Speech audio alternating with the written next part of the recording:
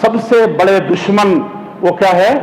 اپنے گناہوں سے معافی، اپنے گناہوں سے بچنا ہے ایک تو، اور دوسرے اس سے معافی مانگنی ہے۔ اسی لیے نبی صلی اللہ علیہ وسلم خطبہ پڑھتے تھے، کون گناہوں سے ہوتا تھا؟ نعوذ باللہ، اللہ تیری تعریف ہے، اللہ تیری حمد ہے، اللہ مجھے معاف کرنا، اور اس کے بعد کیا کرے؟ ونعوذ باللہ تعالی ہمارے نفس کے شر سے۔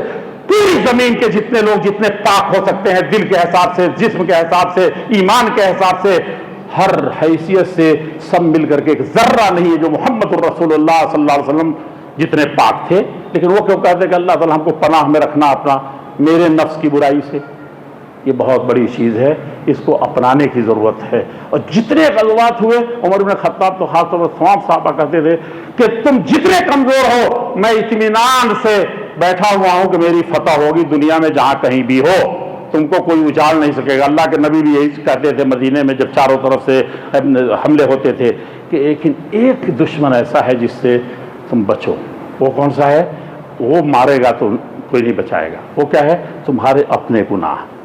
سنت کو چھوڑ دو، حدیث کو چھوڑ دو، قرآن کو چھوڑ دو، یہ اس مار سے کوئی نہیں بچائے گا۔ ہاں دشمن لشکر جرار لے کر کے آئے تو اس کی کوئی پرواہ نہیں ہے، مٹھی بھر لوگ اس کا مقابلہ ہی نہیں کریں گے، فتح و غلبہ حاصل کریں گے۔